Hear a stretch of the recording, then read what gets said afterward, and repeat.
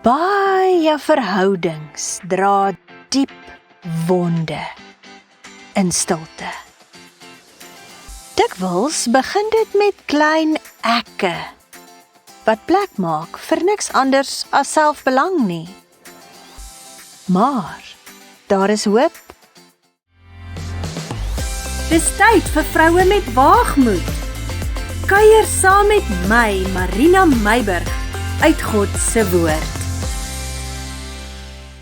Kosbare vriende, ek groet jou met 'n vrolike hart. Welkom aan elke luisteraar.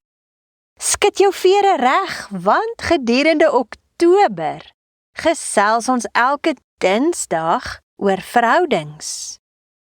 Vandag skop ons af met iets wat dalk alledaags lyk, maar iewers in ons almal se lewens, deur stille littekens of diep wonde, beaam word. Die ek en ons in verhoudings. En hiermee verwys ons spesifiek na emosionele verhoudings, die huwelik, liefdesverhoudings en familie. Maar dieselfde beginsel geld ook in die werksplek, by die kerk, in vriendskappe en ander sosiale verhoudings, en natuurlik ook in leierskap. Vriendeverhoudings dra dikwels diep wonde in stilte. Hoe wen ek en jy ten gunste van ons verhoudings as kind van God?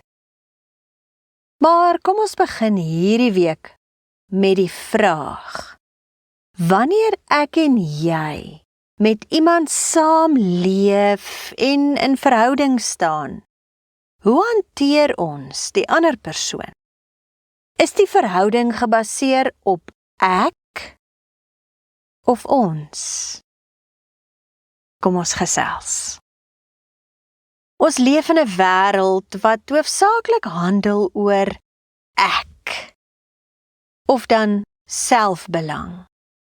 Ek wil gelukkig wees, ek wil hê dit moet op my manier gedoen word.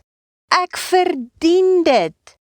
Ek hou nie van dit of dat nie. Ek. Maar vriende, het jy al gedink dat die soeke na ek dikwels die wonder van ons verwond, verloor en selfs kan vernietig? Die waarheid is, soms kan ons met ons eie woorde en ons eie keuses iets vernietig wat ons voorheen saam opgebou het. Soms voel dit letterlik, ek vernietig ons. Hoeveel wonde is daar reeds in jou verhoudings? Is daar enigsins 'n ons of net 'n ek? Vriende, dalk het jy ook sulke of soortgelyke wonde in jou eie hart, waar ekke jou diep gesny het. Of dalk het jou ekke jou verhoudings verwoes.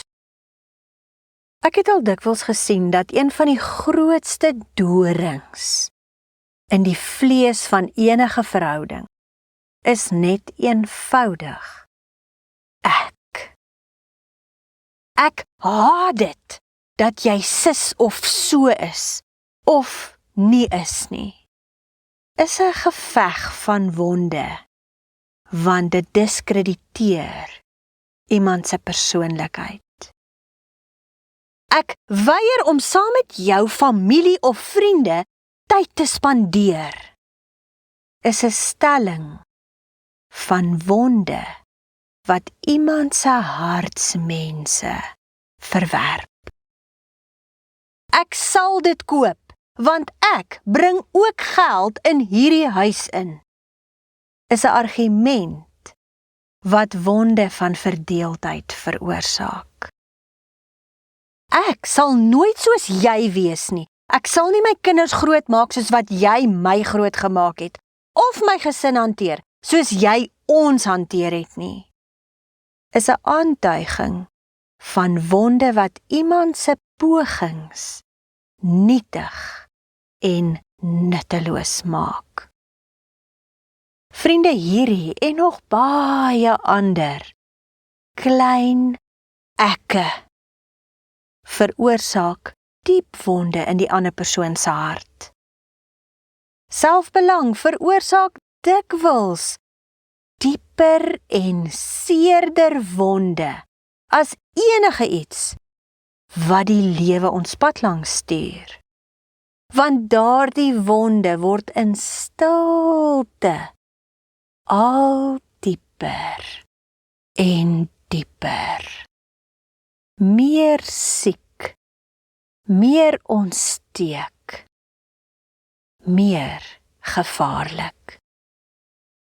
Dit laat mense voel dat hulle nie genoeg is nie, dat hulle nie 'n plek het nie, dat hulle nie 'n sê het nie, dat hulle nie 'n opinie mag hê nie, nie voorkeure, hartsmense en vreugde nie.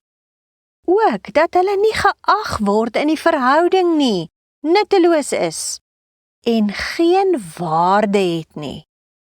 Verder lei dit na verwerping, minderwaardigheid, gebrokenheid en soms tot selfhaat. Luisteraar, selfsug het die vermoë om iemand anders, wie ons eintlik liefhet, te verwoes. Kyk wat sê Filippense 2 vers 3 tot 4. Doen niks uit selfsug of uit ydelle eer nie, maar in nederigheid moet die een die ander hoër ag as homself. Elkeen moet nie net na sy eie belange omsien nie, maar elkeen ook na die ander se. En dan sê 1 Korintiërs 13 vers 5 dat die liefde nie sy eie belang soek nie. Hierdie Bybelse gesindheid nooi vir jou en my uit om hart tot hart te leef vir mekaar. Om te ondersoek hoe ons mekaar in die middel kan ontmoet. Om nie te veg vir wie reg en wie verkeerd is nie, maar in eensgesindheid die plek te vind waar ons saam groei en vorentoe beweeg. Miskien vra jy, hoe stel ek dit reg? Vriende, herstel begin by jou eie hart en woorde, by jou eerlike selfondersoek. Erken dat jy verkeerd was. Vra vergifnis waar dit nodig is. Kies doelbewus om die ander persoon se hart en vreugde te eer. Maak plek vir die ander persoon se persoonlikheid, perspektief en hart. Kies liefde bo selfbelang en met die hulp van Heilige Gees kan julle, ek vernietig ons, omdraai na ons bou ons. Minder ek, meer ons. Want waar ons is, groei liefde, vrede, vertroue en ook sekuriteit. En dit, liewe luisteraar, is hoe ons as kind van God verhoudings laat wen en gesond hou. Nie deur onsself op te offer nie, maar om mekaar met die gesindheid van Christus aan te vul. Vader, help ons om ons eie selfbelang te identifiseer, om dit te laat gaan en met liefde en nederigheid ruimte te maak vir ons geliefdes. Ek vra dat U ons help en ook genade gee om gebroke verhoudings te herstel. In Jesus naam, Amen. Vriende, volgende week gesels ons oor ouerskap en volwasse kinders en die grenslyne wat ons na beide kante toe nie veronderstel is om oor te steek nie. Seën en vrede vir die week wat voorlê.